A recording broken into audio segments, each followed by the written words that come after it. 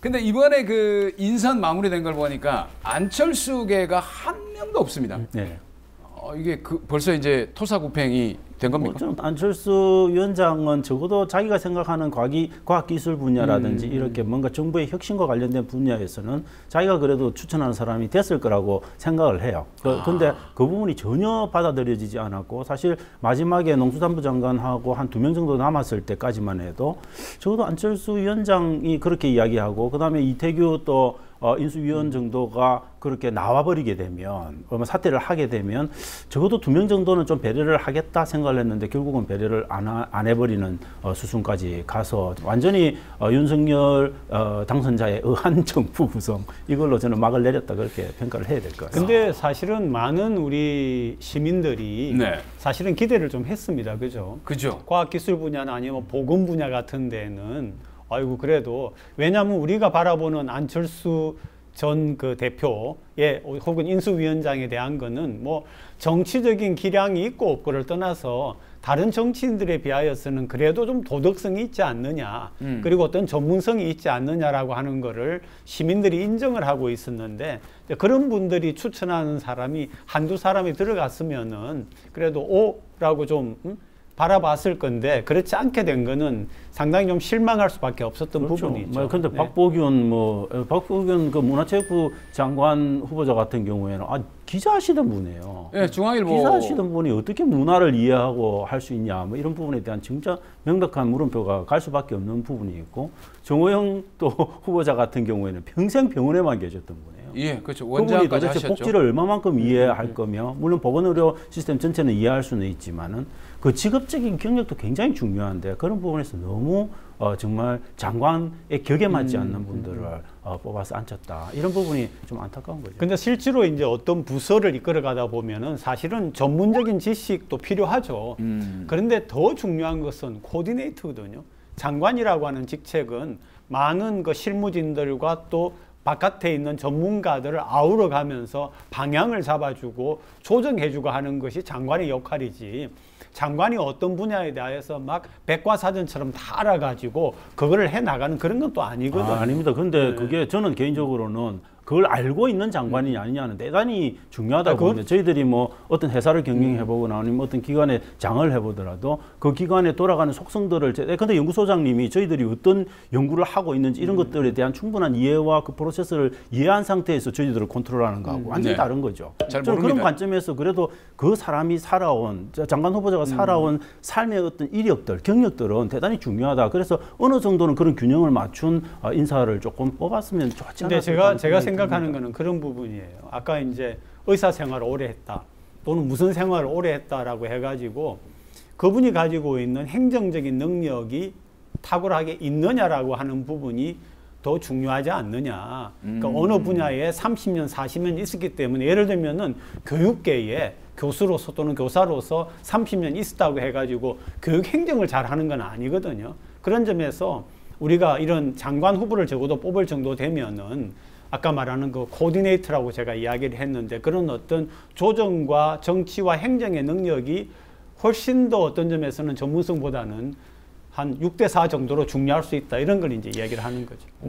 그런 점에서는 조금 새로운 의견인 것 같아요. 네네. 그러니까 예를 들면 요즘은 장관은 뭐 정무직이다라고 해서 특별히 전문성이 필요하지 않다라는 얘기도 말씀을 많이 하시는데 6대4 정도라고 하더라도 4는 전문성이고요. 네. 6은 이제 행정적인 능력을 말하는 그렇죠. 거죠. 네. 행정 능력, 그러니까 조율하는 능력을 네네네. 지금 검증하는 뭐 여러 가지 것들은 한 번도 본 적이 없는 것 같아요.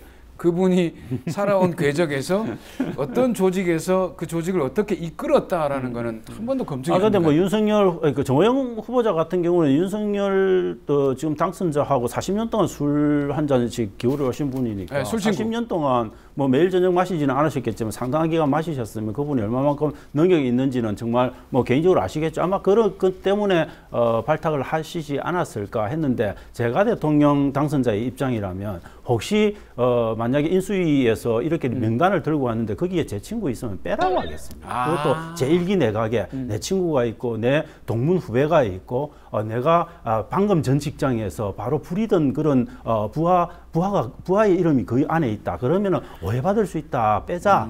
그리고 3기, 4기 내가 조금 그런 내각들에서 둥용할 수도 있지 않냐. 이렇게 가는 게 정상적인 사고의 패턴이죠.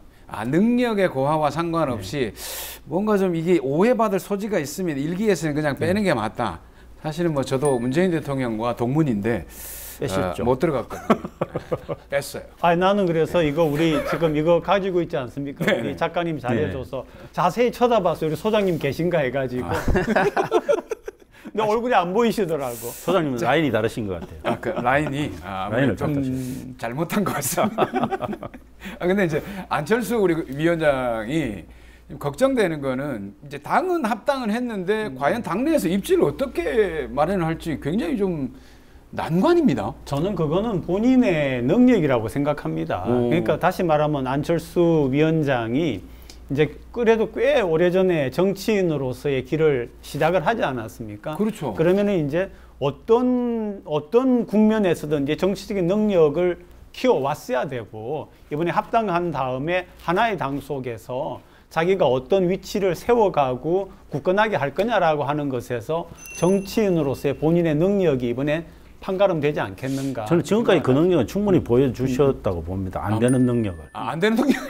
충분히 보여주셨고 저는 뭐 여전히 안 될 거다. 쉽지 않을 거다. 100석의 국회의원들이 100석 넘는 국회의원들이 버티고 있는 국민의힘과 2석 달랑 가지고 들어가는 국민의당이 하나로 합쳐져서 완전한 정당으로 되기는 쉽지 않을 거다. 그 속에서 결국은 저는 토사구팽이 일어날 수밖에 없는 구조적 한계 속에 아마 안 위원장은 있다. 그렇게 봅니다. 그런데 결국은 지방선거의 공천권, 그다음 있을 총선의 공천권, 그 중간에 있는 어떤 당대표 같은 그런 어떤 당권에 대한 도전 이런 것들의 과정에서 저는 그런 부분에 충분한 자기 한계가 아마 드러날 가능성이 있지 않을까 저는 개인적으로 그렇게 이렇게 우리가 볼 수 있을 것 같아요.